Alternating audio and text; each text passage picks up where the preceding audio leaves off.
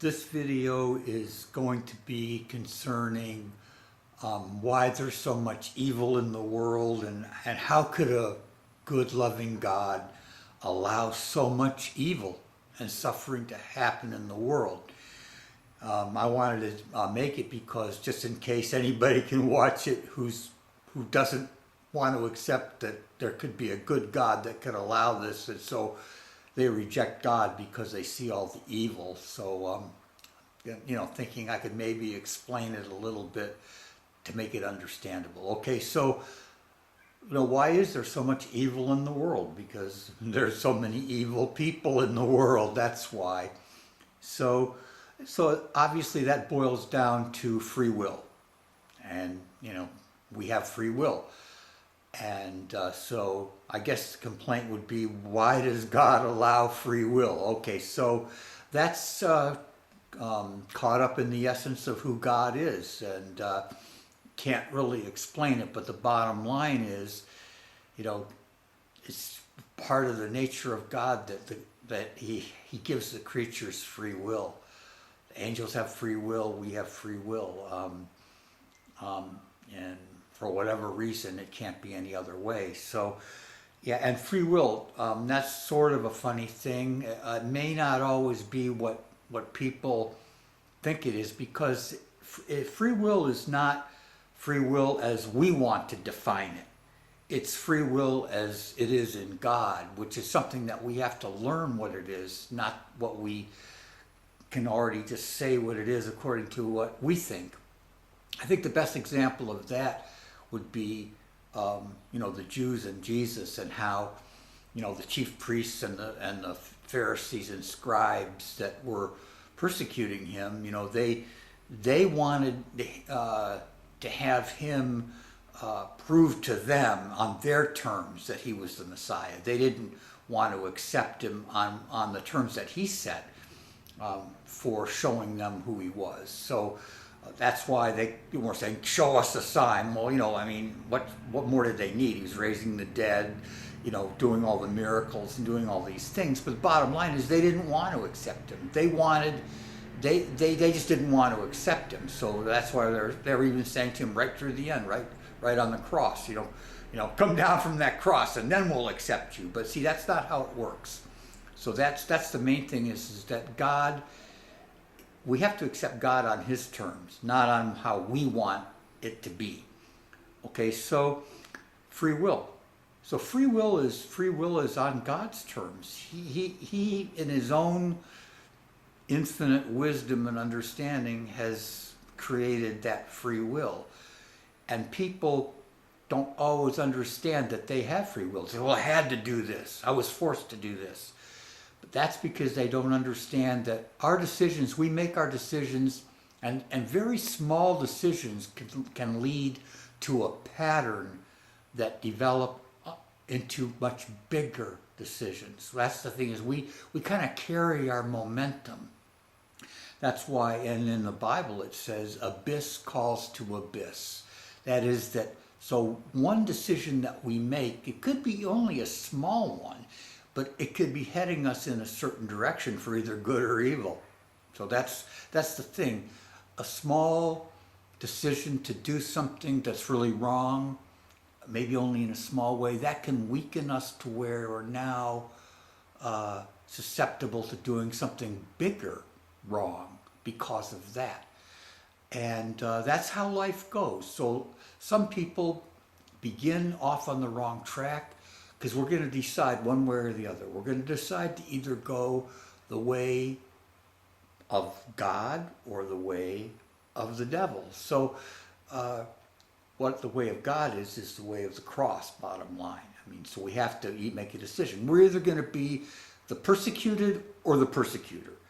Now, most people in the world will decide that they prefer to be the persecutor than the persecuted. That's just the bottom line. Those are just numbers. The majority will decide they'd rather be the persecutor. They don't want to suffer in this life. And so that's the decision. Okay, so since that's the problem right there, since most people are going to make that decision, they don't want to be the persecuted. They would prefer to be the persecutor. They want to win in this life. They don't want to wait till the next life. So the way of the cross is winning in the next life. That's what Jesus showed in the Passion, that, he suffered, he practiced his own doctrine, forgave his enemies, and suffered right through death. No, he didn't come down from the cross at the end and say, oh, okay, all right, I'll come down and do it on your terms. No, he didn't do that. So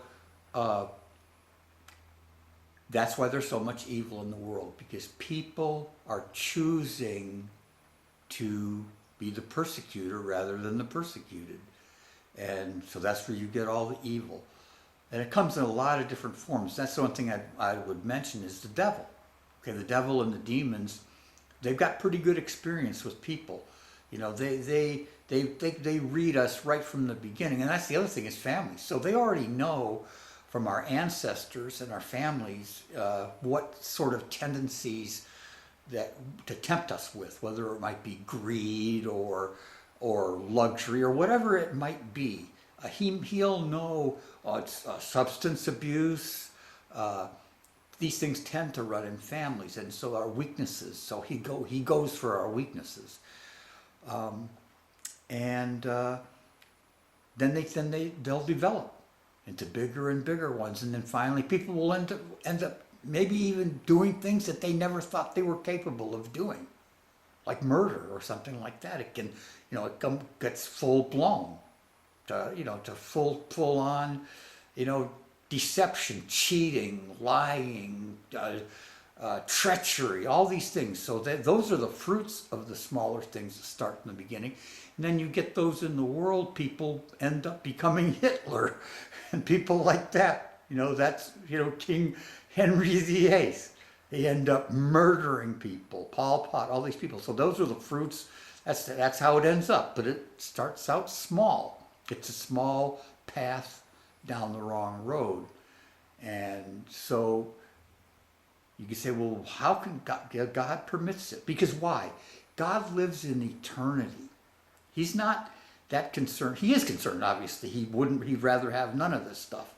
But, because of his nature, he has to give free will. So he allows us, these things happen in time, which is in the physical reality. In eternity, there is no time. God lives in eternity. In eternity, it's all right. None of these things are winning in eternity. In eternity, that's why there's heaven and hell, because there's going to be a separation. The people who ultimately choose evil will be separated and put in a different place where they can't affect the other people.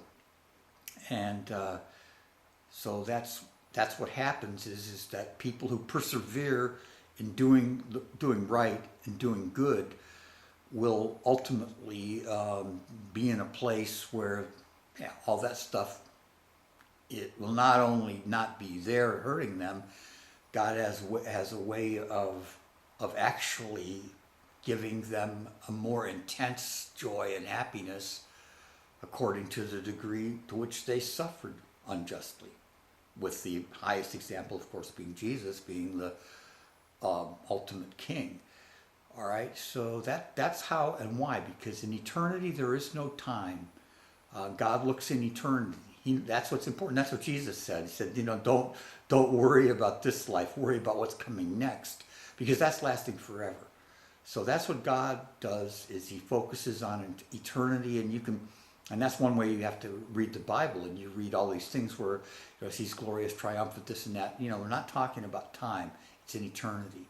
And that's what people, if they want to go that way, you have to concentrate on eternity. And you have to persevere through the end. It's not just like, oh, well, I'll do it for a while and then I want to go the other way. No, it doesn't work that way. We have to persevere right through the end.